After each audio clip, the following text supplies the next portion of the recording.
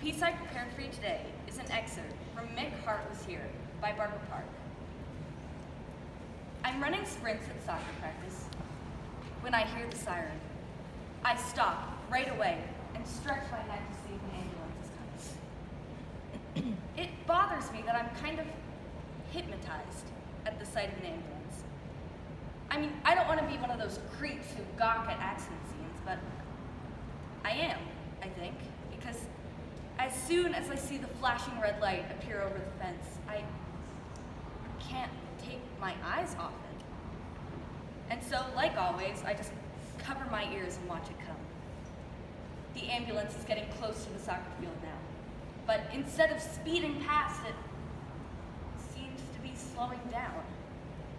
Then it slows down even more and turns the corner in front of my building. My stomach starts to churn. I don't like having the ambulance turn there. By now it should be speeding off to someone else's neighborhood. A neighborhood where I don't know anyone. But even after another minute or two, the noise of the siren hadn't faded at all. And with my ears still covered, I walk to the sidelines and sit down on the grass. Just turn it off! I scream inside my head. Then they do. But the noise it makes as it winds down is worse than the siren itself. Then, all of a sudden, the door of the gym flies open, and one of the school secretaries comes rushing out, the old one. Only, she's moving pretty fast, practically sprinting over to my coach. A few seconds later, Coach Brody is running full speed in my direction. "Phoebe, honey, it's Mick," she says. And for the second time that day, I am shocked by what comes out of my mouth. I say, "I know." I'm not exactly clear what happened after that.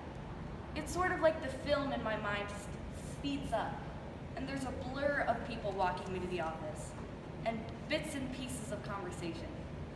Mick's name, the name of the hospital, talk about how fast the ambulance got there. And it's strange, you know?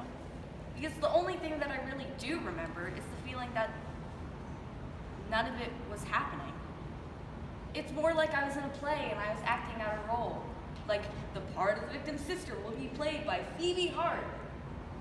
And I remember thinking how weird it was that instead of crying, I kept on focusing on stupid stuff, like how the nurse's zipper was halfway down. Even when Zoe and her mother came into the office to take me home, I didn't fall apart or anything. I didn't even stand up right away. I just sat and waited until Mrs. Santos had finished signing me out.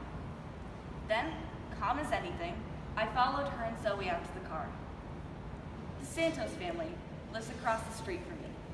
So when Mrs. Santos took a left out of the parking lot instead of a right towards home, a signal went off in my brain that we were going the wrong way, and I automatically turned and looked out the back window. And that's when I saw it. The truck and Mick's bike, still lying in the gutter where he had fallen. I remember making a noise then, this awful noise that didn't sound like me at all, but more like one of those old women that you see on the news sometimes. One of those crying old women at the sight of some terrible natural disaster.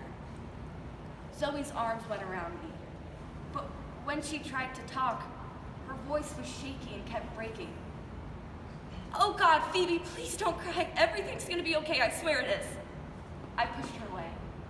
"Stop it," I said. It sounds mean, I know it does. But the idea that anyone could comfort me was almost insulting, if you want to know the truth.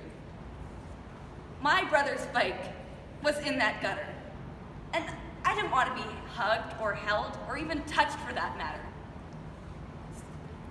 I just wanted it to not be Mick. So I closed my eyes and did the only thing I could. I prayed to God that it had all been some terrible mistake and that Mick hadn't been the one riding it.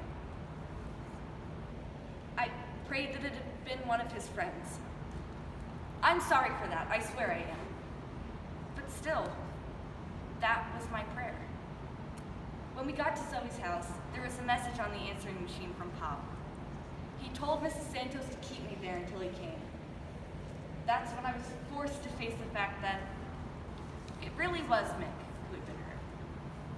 And right away, I started begging Mrs. Santos to take me to the hospital. She didn't give in, though. She was nice about it, but she didn't give in.